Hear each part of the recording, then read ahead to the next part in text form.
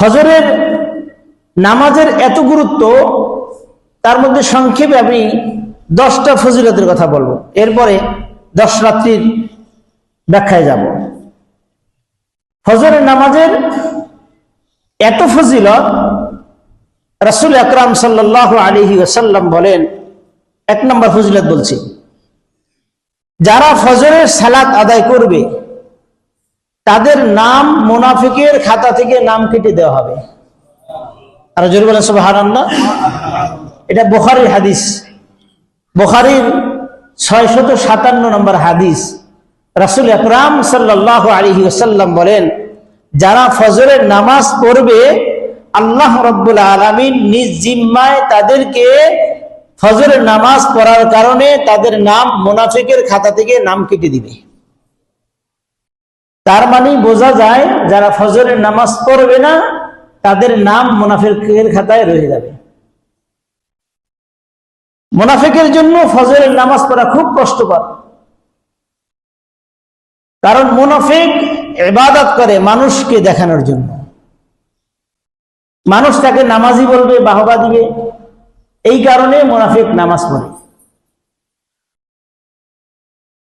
এক সাহাবী রাসূল সাল্লাল্লাহু আলাইহি ওয়াসাল্লামের কাছে জিজ্ঞাসা করলেন, ইয়া রাসূলুল্লাহ, ইয়া হাবিবাল্লাহ, আমরা মুনাফিক কিভাবে চিনব?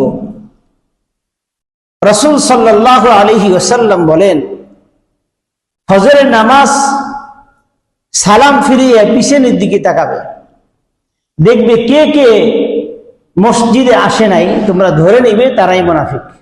নাউযুবিল্লাহ। তো মুনাফিক চেনার উপায় প্রথম কি? ফজরের নামাজ পড়বে না এরা। আল্লাহ রাব্বুল আলামিন আমাদের সকলকে ফজরের নামাজের পাবন্দি করে দিন, সকল আমিন বলেন। আমিন।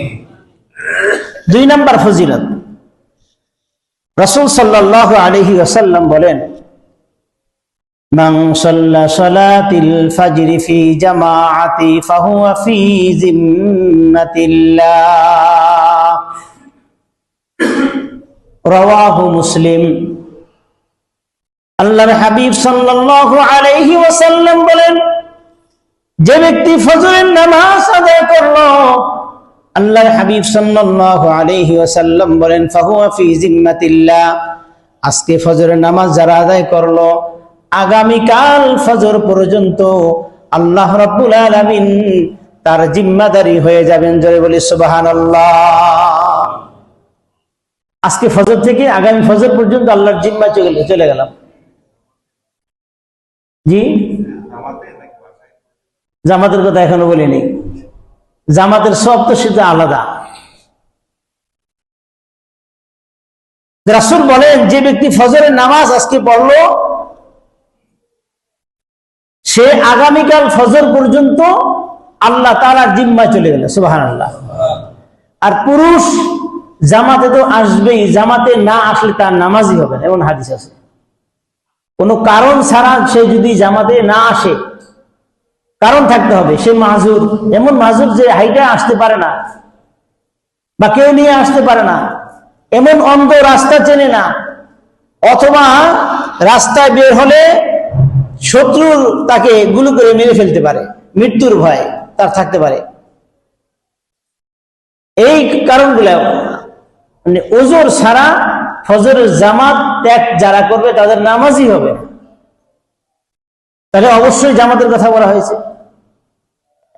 3 নম্বর ফজিলত, রাসূল সাল্লাল্লাহু আলাইহি ওয়াসাল্লাম বলেন, যে ব্যক্তি ফজরের সালাত আদায় করবে তার জন্য আল্লাহ রাব্বুল আলামিনের কাছে কমপক্ষে 3 কোটি ফেরেশতা সাক্ষী দিবে। আর জোরে বলেন।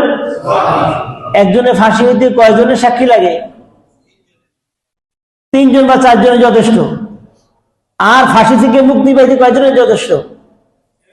2-3 জনের যথেষ্ট। আর যে ব্যক্তি ফজরের নামাজ পড়বে তার পক্ষে আল্লাহর হাবিব বলেন কমপক্ষে 3 কোটি ফেরেশতা আল্লাহর দরবারে সাক্ষী দিবে, আল্লাহ লোকটা ফজরের নামাজ আদায় করছে, লোকটা ভালো।